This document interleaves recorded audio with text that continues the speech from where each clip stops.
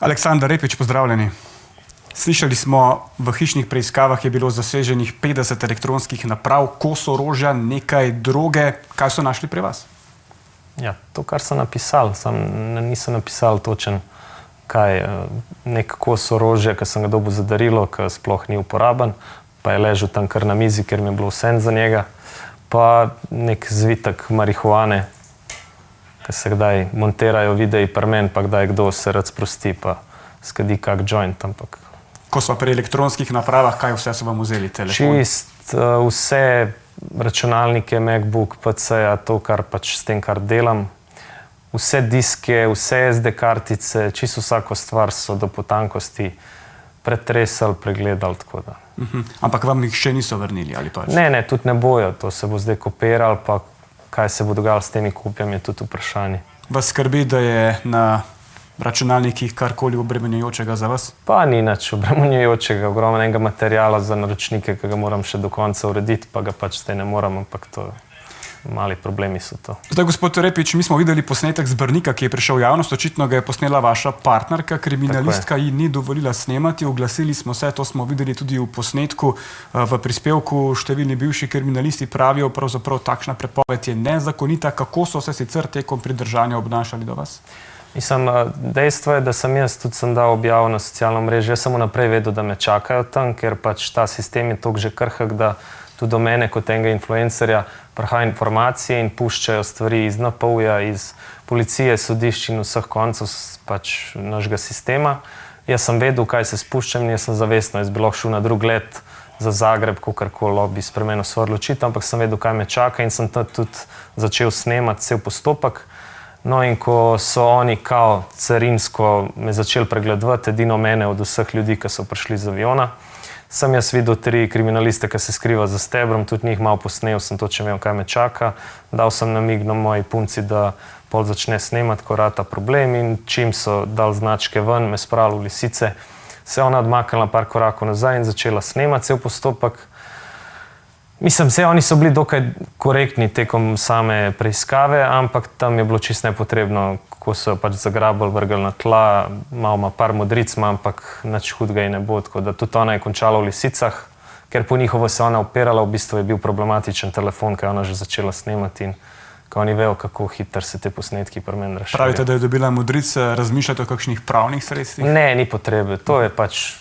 Jaz jim nič ne zameram, oni počnejo svoj del, navodila prihajajo z višjih položajev, bom temu rekel, tudi moja neuradna interna, pač vir moj mi je povedal, da je direktno gospod Robert Golob dal navodilo tismu Muženiču, ali kaj je temu, ne Muženiču, direktorju NPU-ja, da navodilo, da treba poskrbeti za mene in to je to. No, NPU je to sicer vse zanikal, ne da bi kakšne informacije prišle naprej, torej vi trdite kaj, da ste bili obveščeni iz vaših virov, kaj znotraj NPU, Sove ali koga drugega? To ni pomembno sploh, ampak od 100.000 ljudi mene ne spremljajo samo navadni smrtniki, bom temu rekel, spremljajo me tudi taki, ki so na uglednih položajih, ki imajo neko moč in dostop do informacij in očitno riskirajo svoj položaj za to, da so na pravi strani zgodovine. Torej ne gre za pretiravanje, kar vam marsikdo očita? Ne gre za pretiravanje. Jaz marsikaj vem vnaprej, kar se dogaja, pa držim zase. Ogromno stvari imam v predalih, bom temu tako rekel. No zdaj, kot ste sami rekli, očitate, da je šlo za politično motivirano akcijo, na NPU so danes to zanikali, kazenska ovadba proti vam je očitno zaradi odvetnika Krčmarja, da je bila vložena že januarja. A vi res verjamete, da bi za s tem lahko stala aktualna stranka, ki vlada? Ne, to ni res, ker name se je odvetnik spravil civilno in to mi že rešujemo. To je že v fazi reševanja, mi smo poslali odgovor in tako naprej. Pa strela z jasnega od enkrat nalog za kaznivo dejanje, poskus izsiljevanja in tako naprej, neke nebuloze so not naštel.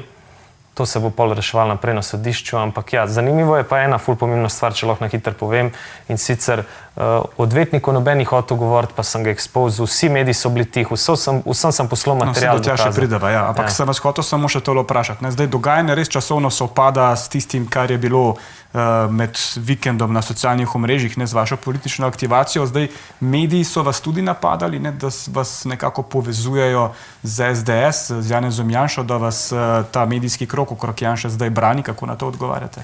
Ja, mislim, normalno, da me napadajo, zato ker pač ta stran, ki ji ne odgovarja, se pravi Golobova oblast, ima določene medije pod nadzorom in pač ogromno denarja se je že stekalo, oni morajo speljati stvari, ki so jim rečene. Jaz tudi njim ne zameram, tudi drugim medijem. Bova naredila kratek premor. Aleksandar Repić se je leta 2025 po raziskavi oglaševalske agencije Futura znašel med 20 spletnimi vplivneži, ki so najbolj pritegnili pozornost Slovenk in Slovencev. Nepridiprav se je na skupni lestvici namreč uvrstil na 10. mesto. Na lestvici samo po izboru moških pa je Repić trdno na 1. mestu. S čim je zaslovel, kako je uspelo več kot 100.000 sledilcev nabrati nekdanjemu mladoletnemu prestopniku, ki je v preteklosti prestal tudi zaporno kazen, bil izbrisan iz kazenskih evidenc, danes pa ga o preteklosti ni sram javno spregovoriti. Repić je znan po provokativnih videih in zapisih, že več tednov pa močno odmeva njegovo razkritje domnevnega poskusa pedofilije znanega odvetnika Sebastiana Krčmarja. Odvetnika je brez njegove vednosti posnel in ga skupaj s posnetki nadzornih kamer objavil na družbenih omrežjih. Prav tako pa posnel pogovor z domnevno Krčmarjevo žrtvijo. Več Meta Černe. Spletni vplivnež Aleksandar Repić je z domnevno žrtvijo znanega odvetnika Sebastiana Krčmarja posnel intervju. Odvetnik naj bi se s takrat še mladoletno Lejo dobival v različnih hotelih. Kaj pa sta počela v tistem hotelu? Upam, da ti ni narodno govoriti o tem, ampak... Ne. Pač vse smo delali. Vse? Ja, ne. A pa si ti takrat bila še nedolžna? Ne, nisem bila. Na srečanjih, ki naj bi jih imela s Sebastianom Krčmarjem, pa naj bi bili prisotni tudi drugi. Ko sem bila starejša, so bili še eni fantje. Ne, en fant, ko je bil 16, pa en, ko je bil 15. A pa si ti te fante poznala? Ne. Kako so pa potem oni prišli do tebe? Ja, v hotel so prišli. Aha, on jih je pripeljal? Ja, rekel je kam naj pride. On je njim povedal, kam naj pride? Ja. Za komentar obtožb smo prosili tudi odvetnika Krčmarja, vendar ga nikakor nismo uspeli priklicati. Takoj, ko se vrnem, bom sporočila in mislim, več ne morem narediti, žal ga ni tle. Prav, velja. Hvala lepa. Hvala. Nasvidenje. Odvetnik Sebastian Krčmar v sodnih postopkih nastopa kot žrtev in kot osumljenec. Ker se vmes pojavilo še kaznivo dejanje zoper spolno nedotakljivost, je pač bilo nekako logično, da Nacionalni preiskovalni urad nadaljuje s tem predkazenskim postopkom, druga policijska enota pa s tem drugim. Odvetniku pa se očita še en sum pedofilije. Z njim naj bi se dopisovala skupina fantov pod pretvezo mladoletne deklice, potem pa naj bi ga po dogovoru pričakali v najetem apartmaju v Mariboru, iz katerega je Krčman po ugotovitvi ukane pobegnil. Podoben pristop k iskanju pedofilov so imeli tudi v organizaciji Panter. To je čisto normalno, zaradi tega, ker ni odziva policije in sodišč in teh na to, kar se prijavlja, recimo.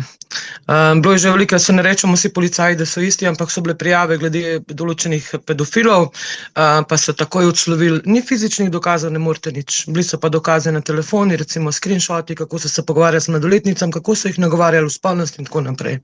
Sogovornica pri iskanju razlogov, da primeri pedofilije ostajajo nezaključeni, s prstom pokaže na policijo. Ni fizičnih dokazov, mi tukaj žal ne moramo nič. Se pravi, pol bi mogel biti otrok dejansko posiljen, da bi imeli fizične dokaze, da bi oni urgirali.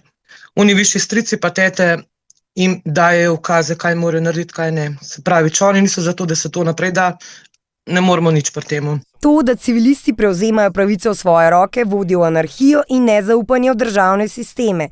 Ali lahko torej zaupamo, da bo država ustrezno reagirala in zaščitila žrtve, ali bo, kot kaže, preganjala tiste, ki spolne napadalce želijo ustaviti? No, slišala sva, NPU vam očita izsiljevanje tega odvetnika za denar. Kaj je zdaj res?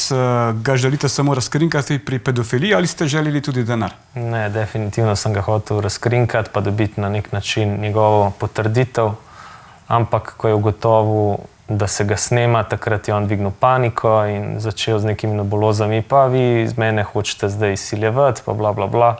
In ta prijatelj v tistem momentu reče, no, eto, zakaj snemamo. Zato, da ne boš mogel jutri reči, da ti kdo grozi ali pa da te izsiljuje. Tako da vse to so pač nebuloze, ki so jih uspeli skupaj s partnerji iz Svobode sestaviti, da je prišlo to do te točke. Ampak kako komentirate, da vas je odvetnik zdaj prijavil?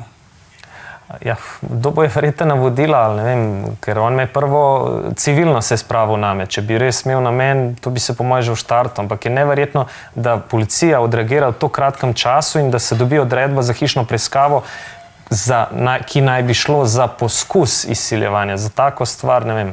Pa imam dolgo zgodovino enih primerov iz lastne prakse, pa kaj tazga še nisem doživel. No, kot smo slišali od NPO, neuradno Krčmarja dejansko zdaj preiskujejo zaradi suma pridobivanja mlajših od 15 let za spolne namene. Ne? Kako ste vi prišli do nasled tej zadevi? Ne? Kako ste kontaktirali, ste prišli v kontakt z mladoletnico, ki je nastopala na videoposnetku?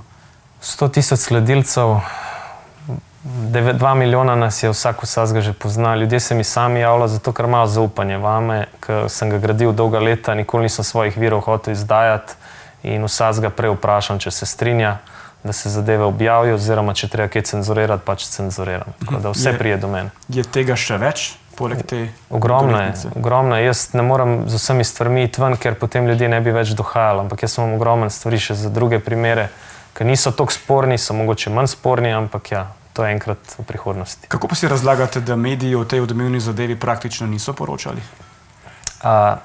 Spet, to je pa druga povezava, za katero jaz smatram, da je odvetnik prvo premožen, drugo pozna ogromen političnih ljudi, ki so na položaju in je verjetno se to pometal pod preprogo. Tudi določeni novinari so se mi odzvali, neki cajta so se mi odzivali, potem pa se to vse skupaj ugasne. Zdaj je čudežno, pa vsi to izpostavljajo, zato da odmaknejo fokus na Goloba in dajo podatek. Ne, to je pa zaradi pedofila. Vsi zdaj o tem govorijo, prej pa noben ni hotel obravnavati tega. Vaša prva objava po izpustitvi iz pripora na Instagramu je prejela 5000 všečkov v pol ure. Na videoposnetku je videti Golobe, ki jedo burek. Verjetno ste jim ga stresli vi na tla, pa na jogurtu piše nismo fake. Komu je bil namenjen ta posnetek? Namenjen je, mislim, da so moji sledilci zelo inteligentni, da razumejo tudi moj humor, ampak definitivno Golobu in vsem njegovim privržencem, ki ga pač podpirajo v stranki, znotraj stranke in pač, ki imajo radi to burek in uživajo od bureka. Jaz mislim, da do 22. marca bodo še burek jedli, pa ne bomo imeli niti za burek več. Marsikdo je namignil, da bi lahko bilo to sporočilo tudi vašemu prijatelju, reperju Zlatku Čordiću, ki snema politične oglase za Svobodo, ravno z burekom. Pa to nima veze z Zlatkotom. Jaz ga cenim zaradi drugih stvari, kako se pa on politično opredeljuje, pa popolnoma njegova stvar. Samo še to, nameravate ostati politično aktiven do volitev? Seveda, definitivno, in ne želim nagovarjati ljudi, za koga da volijo, definitivno bom pa dajal poudarek, kaj vse narobe je v trenutni vladi, ljudje se bodo pa pač odločali po svoji vesti. Aleksandar Repić, hvala za obisk v studiu. Hvala tudi vam.